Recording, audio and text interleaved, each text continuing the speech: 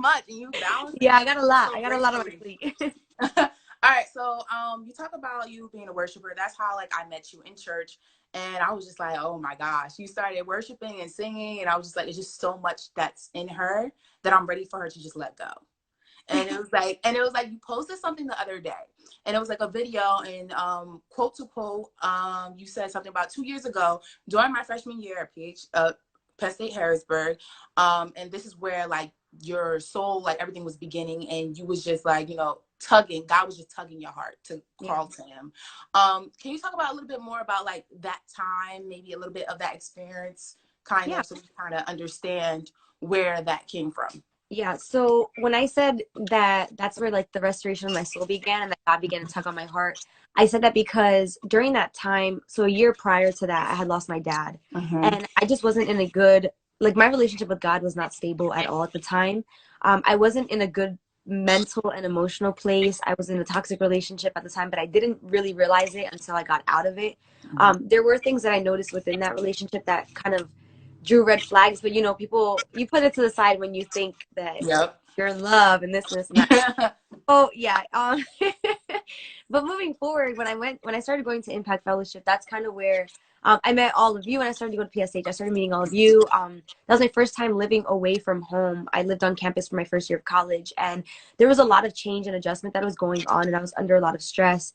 And going to Impact Fellowship was the one thing that made me feel like I was close to home. And that's where the tug on my heart started to begin, especially when I started listening to Pastor Tony and his sermons every Sunday, and when we would do Bible studies, and just being able to fellowship with all of you, having that community, and being able to have that place where I would go and worship God, knowing that I wasn't in the quote unquote best Yeah. place.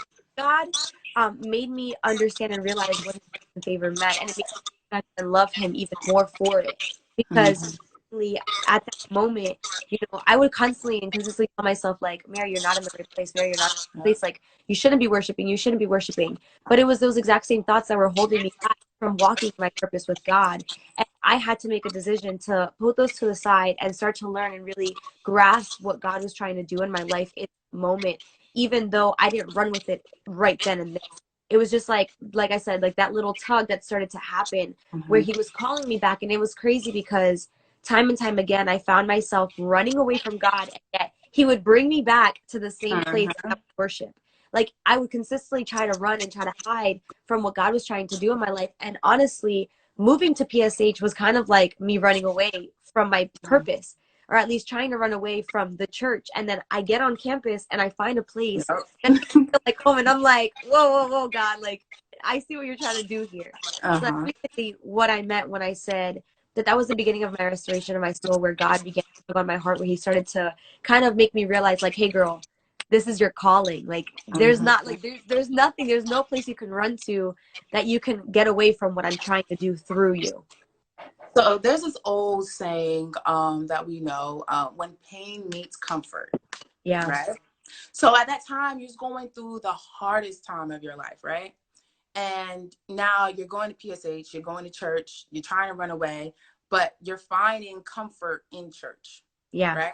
So, I mean, do you think that's where you develop, your passion for music, passion for performing? I think that ever since I was a little, I think that ever since I was a little girl, I've always had a passion for music, for worshiping. I remember being young, like when we were younger, we moved to the United States. We didn't find a Hispanic church where we could go to. At the time, we only knew Spanish, so we would have little like services in our house, and that's where my love for worship began, knowing that I didn't have to be on a stage or an altar to be able to worship God, that I could do it in the intimacy, of in the quietness of my house, of my home, of my room, with my family, and that was enough for me to feel God's presence. And growing up, and how you said it was crazy, you said pain means comfort, because I think it was about a couple years back, one of my friends, Amari, he did an interview with me where he titled it When That's Pain Meets crazy. Comfort." So yeah, that I was like, wow, that's so crazy. But I definitely could find that comfort within the midst of my pain, because I went to the one person that, knows me best, and that was God at the time. And Mhm. um, honestly, I think that being able to meet all of you, like Sister Sarah, Pastor Tony, and being able to surround myself with people who were feeding to my calling, were sowing into my calling, and not in a materialistic way, but if not like, but more of an emotionally supportive way, it made me understand like, wow, God is really calling me for something more. And that's where my passion started to ignite again, my desire to want to get up every Sunday and go to church and worship. And that's kind of what began to, to to ignite that fire. So, what is the best advice you can give to people that are still trying to find their purpose, especially right now? You know, people may not have anything to do right now, may be out of work, maybe not in school, maybe in school, like feel discouraged. What's the best advice you can give to people that are just trying to find their purpose?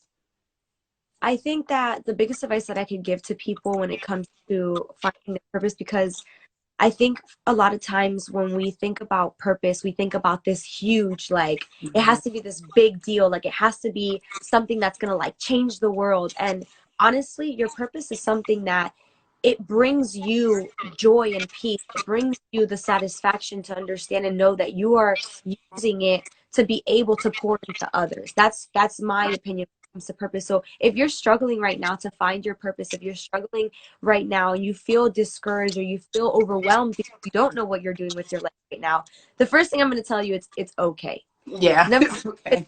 is breathe and relax, take your time. And I think that the best way to find your purpose is to explore. For me, I've been involved in the dance worship ministry. I've been involved in missions. I've been involved in a lot of different areas when it comes to the church environment, that have made me understand that worship is my true passion.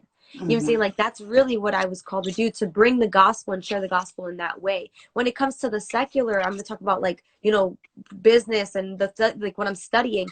It took me a while to really realize that I wanted to do marketing and management, like, in that aspect, because I went into my freshman year thinking I was going to be an accounting teacher. And Girl, I was trying to be a doctor. I took my first accounting class, and that was a dub. Like, I completely like disregarded that Uh-huh. entirely. So for me, it's just be patient, be calm, and don't overwhelm yourself worrying about tomorrow when you have today. You know, say, like, worry about today, what you can do today, what can you accomplish in order to find whatever it is that you want to do today. Yeah, that's the best advice. Because, like me, I'm into so many things. Like, and in college, I was kind of like perfectionist. I got to do this, I got to do that, I got to be on my toes. Like, I got to make sure, everything's together. But I was rushing, I Mhm. constantly was rushing.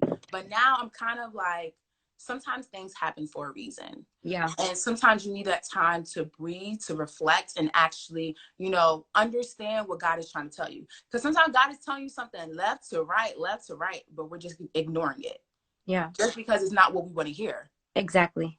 So, yeah, I definitely think that's the best advice. Now, let's talk about more of the business. Now, YouTube, you're crazy on YouTube. One of your videos, the previous videos, around like 32,000 views.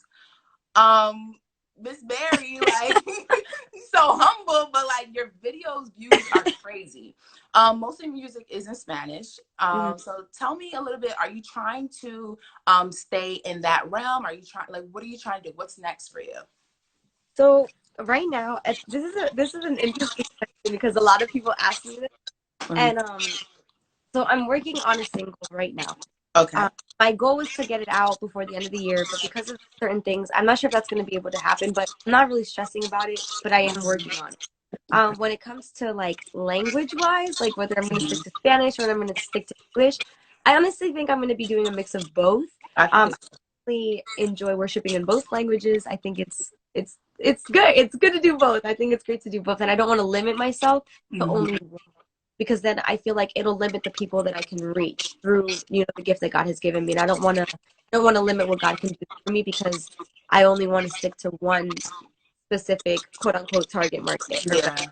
So for me, that's kind of where I am at right now. I'm working on, my single, getting one out at least. The video you're talking about, that entire video wasn't supposed to be as big of a quote unquote production. Girl, it's huge. And I listened to it because I don't understand it, obviously, but I've told you this.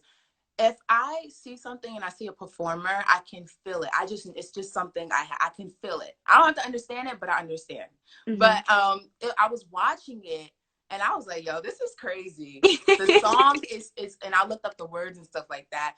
So yeah, you said it wasn't supposed to be as big, It wasn't, it literally was just supposed to be like a small cover video. Like, girl. I didn't think it was gonna be I really didn't think, like, my intentions were not to make it as big of Yeah. a deal as it ended up being, but to God be the glory. He ended up using it, to reach and bless a lot of people's lives, which is, I'm very honored and humbled to be able to be the vessel, that even like having my friends in the video as well, like, was Yeah. something so humbling for me as well. It was great, honestly, like one of the best opportunities. And that's like one of the moments where I realized that I have so much more that I could be doing and giving to others. Mhm. And I found that, through music, through worship, that I'm able to, well, not even me, but God's able to use me to be able to help and to minister to other people who are going through, just difficult times in their lives. Like, I've received so many messages that bring me to tears. Like, every Mhm. single time I open a message, and it's like a book of people explaining to me, like, Mary, your one video of you singing this and that, like, you don't understand how much that helped me. And that for me is like, that's a huge deal to me. I rather, like, be able to reach people, and I don't want the fame. I don't want, like, to be recognized. I Yes. don't want to be known. I don't want to be this big, huge artist. Like, if my worship is being able to minister to this, like, life, that's enough for me, even if it's just one person. So I saw this video. You were, I don't know where you were. You usually travel and stuff like that. Mm. Do you usually do like a ministry like maybe in Puerto Rico? Like, do you usually go? Okay, Okay. so talk a little bit about that. I want to know a little bit about I that. think, are you talking about my vlog? Are you talking about the vlog video that I I think did? it's a vlog. Yeah. Okay. So that video was the second time. So I went to Cuba, like a couple, like, like maybe 4 years ago now. Yeah, like 4 years ago, I went to Cuba on a missionary trip. And on that trip, I made like a ton of friends a ton of friends over there. And that vlog video, I went the following year after the missionary trip. And the one of the girls that I became really close friends with, her name is Gering. Gering was getting married, and she had messaged me, and she had like emailed me and stuff, and she wanted me to go to be at her wedding and to sing at her wedding. So I got the opportunity to go, and I was able to just be there for her wedding, able to sing at her wedding, and then I also got to do like ministry work as well during that video. So actually, I think that was the third time that I went, because I was more of a ministry. The second time I went was for the wedding. The third time I went was purely for ministry. That's where I did the vlog for. For that one, I went to minister in a huge like youth event that they were having over there, Mm-hmm. and we were able to like help clean and help paint, all this kind of stuff. So it was just a very humbling experience. So I really enjoyed the missions part of it. So that was just one of the little vlogs that Yeah, I did. I want to see more of the missions because I did Habitat and I always talk about this and I'm trying to go to Haiti. I've been reaching out to people constantly, but like what's going on has kind of been pushed back. And I was gonna make it like a trip with a couple people for Tess Um, talks. I'm actually gonna send you. Sorry to interrupt. I'm gonna No, send you. You said that before I forget. I'm gonna send you my best friend Tiffany. She okay. is part of an organization, and she went to Zimbabwe, Africa. Wow. So I'm gonna get you connected with Okay, her. yeah, we'll stay. They're planning a trip to go again. So I'm I'm like, be right, okay, let's girl. get you connected. Because I had went to North Carolina and I always talk about this. Hmm. Kid you not, North Carolina, we was on the roof building houses. I met the family, and it was like they were crying at the end of the week because it was just so much after we was done building the house. Obviously, I was so hot. It was so hot over there. But I was just like, we're doing it for a good cause. So I was just like, you know what?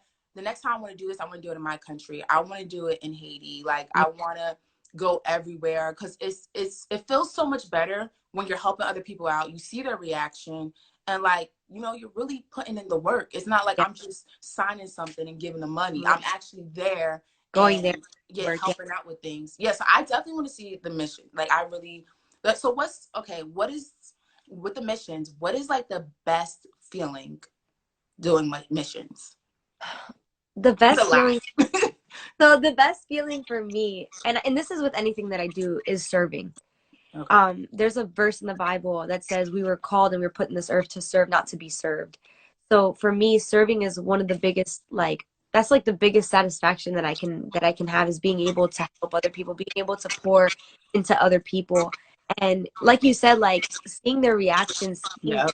gratitude, and you like, for you it's like, wow, like you like take that home with you. And that's why for me, like when I went the first year, I made so many connections. Like I made so many friendships that to this day, like we talk and we email and we convert back and forth, because it's like our souls are being intertwined through like such a vulnerable moment, because it's them sharing their vulnerability with us because of the necessity and the need that they're going through, and then we're able to provide and help them with something in return. And that's just like the biggest satisfaction, is being able to help them, being able to fulfill that need, and knowing that God is really like flowing through us in that of service is like one of the biggest and the best like feelings that I can't even like describe it. It's just Yeah. something so satisfying. So like me years ago when I used to praise dance and all that, every Which single when you used to time, kill the praise dances. girl, bye. Exhausting. No, but I love praise dancing. But every time after I'm done performing, I'm in the back bawling. I'm in the back crying. I don't know what's going on. I have one friend and she always comes to me because she knows like I'm in the back crying while everybody's like, "Where's Tessa at?" Right. And I never understood Mm. why. I mean, I'm perfectly fine, why I'm crying. And I've seen you before with certain performances and stuff. So when you do get that emotional, what are you thinking? So in those moments, I'm loving your questions, Tess. I know, son. We get into it. So when those moments happen, it's typically it's most likely because the Spirit of God is starting to minister to me.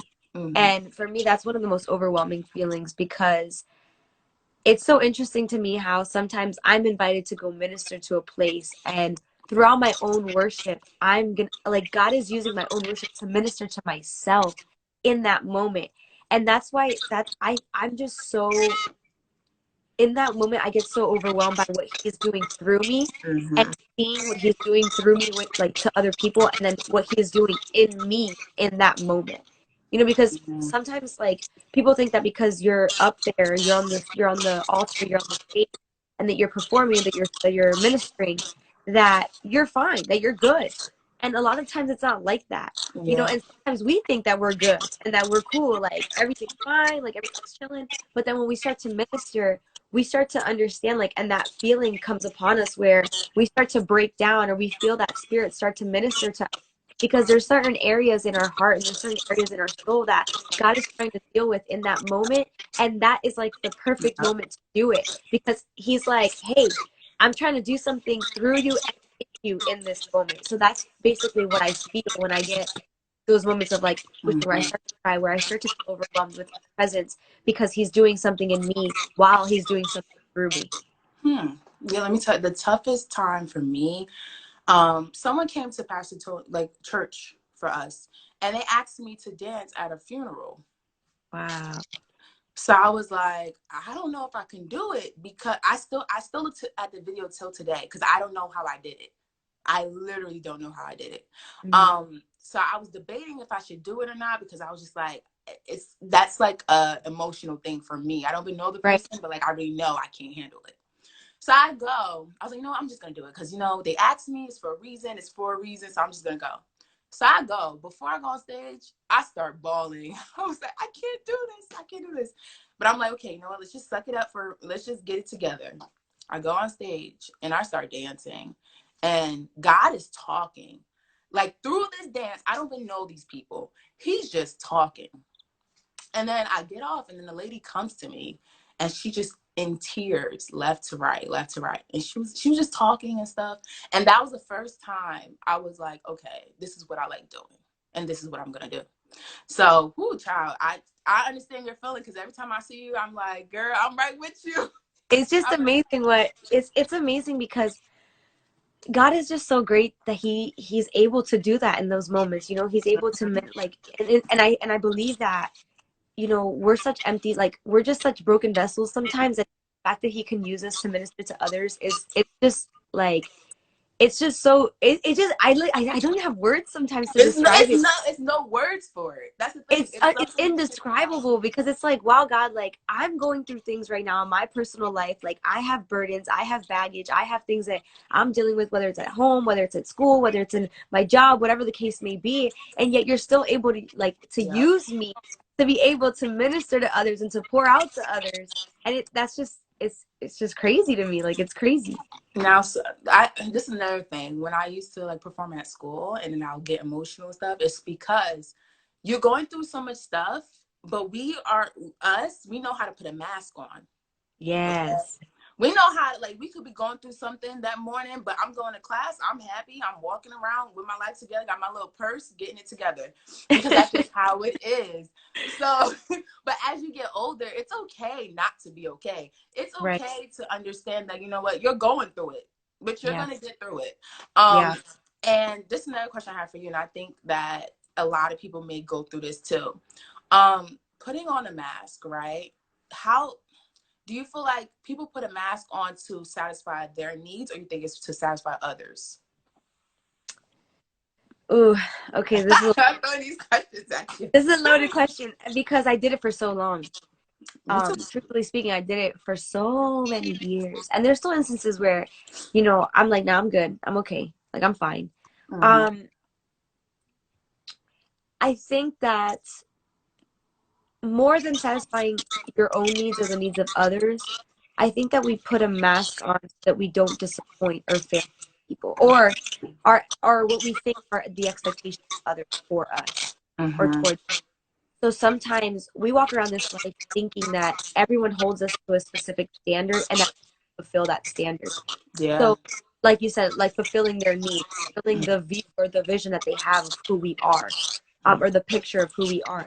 So we don't want to let people down. So instead of, telling them like, hey, I'm not really the person you think I am. I'm just gonna put I'm gonna put the mask on and I'm just gonna make you happy so you think that, I'm exactly who you think I am.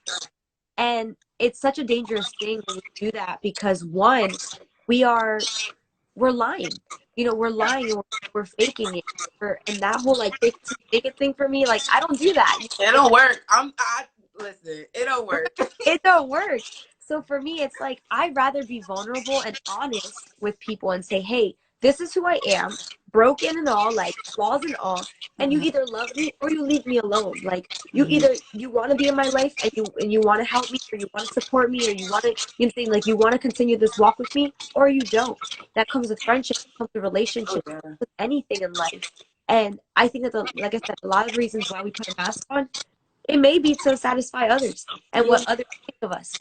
But the moment that you realize that you don't have to satisfy this perception or this vision or this mentality of other people that they may have over you, that the only opinion that matters is God's over your life, then you're good to go. You know what I'm saying? Like we go through life so many times, and it's funny because in my devotional this morning, it was saying how we have to be courageous enough to be okay with not fulfilling other people's Oh desires yeah. or picture of who we are, that their opinions do not matter. Mm-hmm. The only opinion is the one that created us and the one who knows our purpose and who we're called to do and what we're called to be. Yeah, the reason why I asked that question, I be getting emails about certain things, and I was just like, I don't even know how to answer this because some of the questions are crazy. Right. And I think that's why I was like, let's talk about it because I think that's where a lot of friendships fall off, Yeah. a lot of relationships, and sometimes with friendships, you can be friends for years and years, but as you get older, your heart needs something else. Yeah. You need like you need the prayer warriors. You need the people that don't even have to talk to you for days, but they know something's wrong with you. The people that's just checking on you. Sometimes you just need that. So that's why I asked that question. And I think that especially with social media is the mask for me. Most definitely. For social media, like just looking at everything, like it's a mask for everyone. Like Yeah.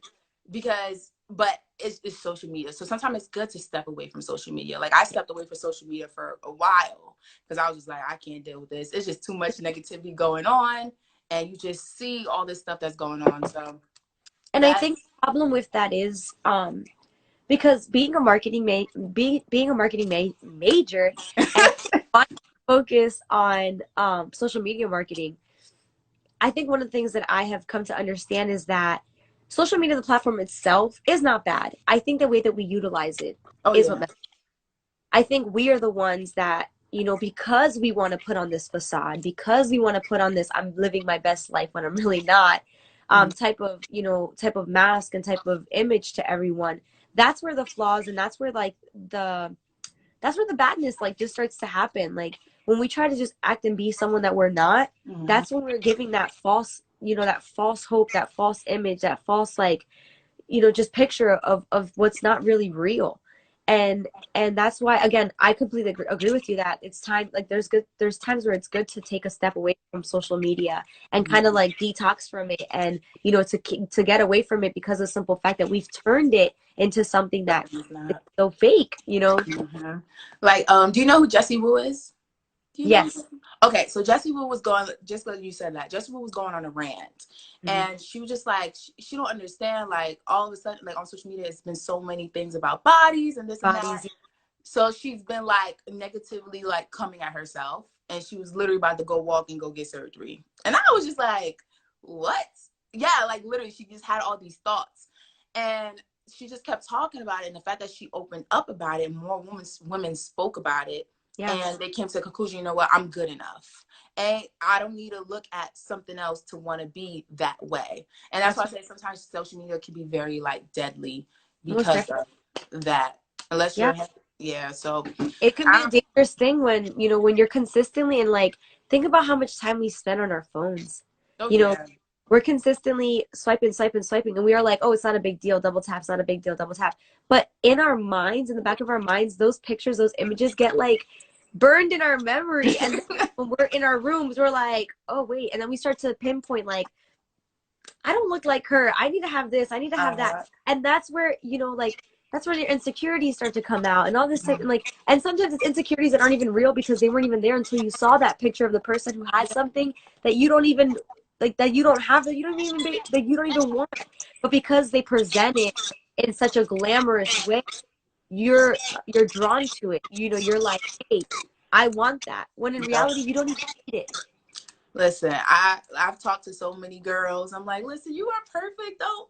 But I think Yeah. when you're younger, it's much harder for you to accept what God gave you. But as you get older, you're enjoying what you have because what you have is different from someone else. No one is you. You're unique. No, nothing like we could look the same, but we're different. You get what I'm saying? Like, so I think just for females, speaking about females, we gotta lift each other up because I feel like it's times when we are bringing each other down just to make ourselves feel better.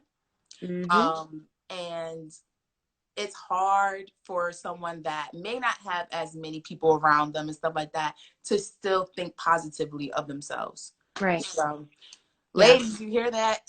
Yeah, and I love that you say that, because that's another reason why that's actually one of the main reasons why I created the platform of my girls page. It's called Girl You Are Unique. To kind of to make women understand, and just younger, all women, all girls, make Mhm. them understand that you are fearfully and wonderfully made. Like there's no one else exactly like you, and that is amazing Yep. because you have qualities, you have something that's going to confirm the qualities and the things that some other woman has. Like what you have is going to be able to, shine a light on whatever I have. So for example, like your purpose is, it's going to confirm my purpose, and my purpose is going to confirm your purpose, because you've lived things in your life, Tessa, that I have not lived yet, and I've lived things that you have not lived yet. So we're Exactly. both paving the way for each other, to open a door to the experience of learning, of growing, of being able to support one another in the times of need. Mhm. And one of the things that, like the story is, or the reason why I created that page, was because of the story of Mary and Elizabeth in the Bible. When Oh, that the makes angel sense. came to Mary and said, "Hey, like you're the chosen one. You're gonna carry Jesus." Elizabeth was already 6 months pregnant with John the Baptist. And it says in the word that when the angel presented herself to Mary, she left and ran to Elizabeth, who was already 6 months pregnant. It says she spent her first 3 months of her pregnancy with Elizabeth. So the 3 most important months of her pregnancy, she spent it with someone who already had the experience because she had already passed 6 months of her pregnancy. And because if we think about it, if we add it up, she was already 6 months pregnant. It says that Mary stood 3 months with her, saying that she must have been with her for at least the last 3 months of her pregnancy Yeah. to be there and support her through the 3 most important ones as well.